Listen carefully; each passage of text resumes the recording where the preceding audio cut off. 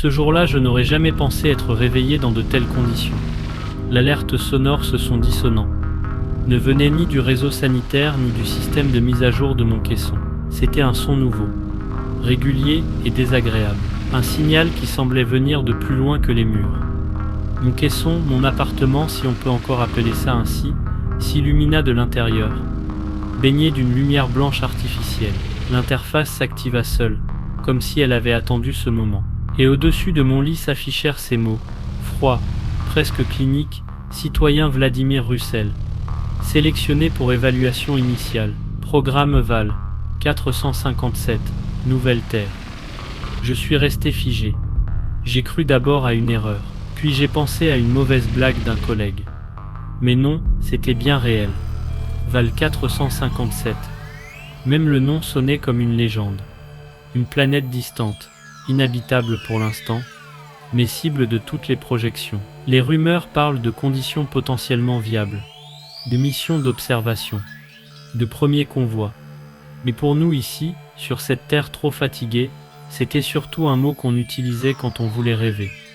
Et moi je n'étais pas un rêveur. Plus maintenant. Je m'appelle Vladimir Russell, 29 ans. Technicien réseau de niveau 3. Je passe mes journées à effectuer des diagnostics sur les couches obsolètes du réseau mondial. Des systèmes que plus personne ne surveille vraiment. Je vis seul dans un espace de 20 mètres carrés. Un modèle standard, classe C. Une pièce unique, compartimentée. Hygiène intégrée. Lit escamotable. Mur interactif. Conçu par les experts urbanistes des Big Techs comme la surface optimale pour une vie fonctionnelle. Rien de plus. Rien de moins. Comme tous ceux de ma catégorie, je fais partie des classes basses. On dit classe pour ne pas dire caste. Tout est hiérarchisé, millimétré, depuis la couleur des uniformes jusqu'aux limites de déplacement. Les classes A ont accès à l'extérieur, à la nature préservée, aux zones vertes privées, à une alimentation biologique. Les classes B supervisent. Elles vivent au-dessus, dans les étages intermédiaires, dans des dômes translucides, propres silencieux.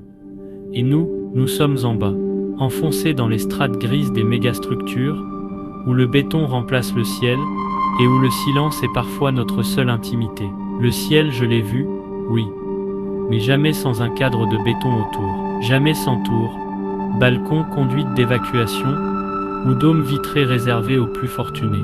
La nature réelle, les arbres, les rivières, la terre nue est un luxe absolu, réservé à ceux d'en haut, littéralement. Il n'y a pas grand-chose à raconter sur ma vie, sinon qu'elle suit son programme. Lever, suivi biométrique, nutrition synthétique, travail à distance, repos supervisé.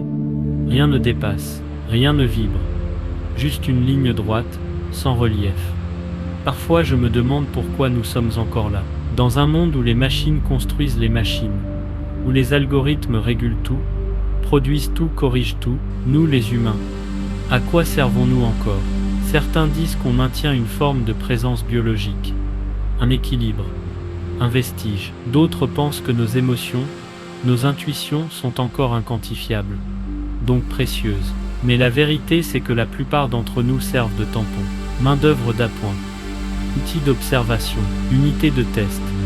Nous comblons les marges, nous corrigeons les résidus, nous sommes le bruit autour du signal. Les seuls instants où quelque chose vibrait encore en moi, c'était quand je fermais les yeux et que j'écoutais de vieux morceaux, récupérés dans les archives libres du réseau, des fragments d'un monde où les gens parlaient, criaient, s'aimaient, perdaient, recommençaient, un monde qui n'existe plus. Alors, pourquoi moi? Pourquoi maintenant? La notification restait affichée. Elle ne proposait pas de refuser, aucune option déclinée, aucun bouton reporter, juste un second message, qui clignotait lentement, préparation à l'évaluation initiale dans 3h42. Tenue et consigne en attente de livraison automatisée. Je savais ce que ça signifiait. L'évaluation, les tests, les simulations. On dit qu'ils durent des semaines, qu'ils vous retournent l'esprit, qu'ils fouillent dans vos pensées, qu'ils analysent tout: santé, psychologie, endurance, socialisation. La moindre faille est détectée. Peu en sortent sélectionnés, encore moins en parlent. Je me suis levé, et pour la première fois depuis des mois, mon cœur battait un peu plus fort. Pas de joie, pas d'excitation, juste une question. Une seule. Est-ce que partir là-bas serait pire que continuer à vivre ici?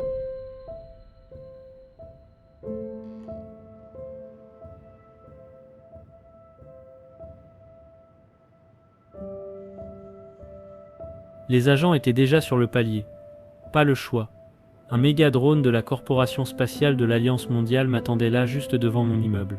La peur commençait à monter. Pourquoi moi? Pourquoi maintenant? Moi qui n'ai jamais revu ma famille depuis mon placement chez les classes C, ma vie n'avait aucun sens.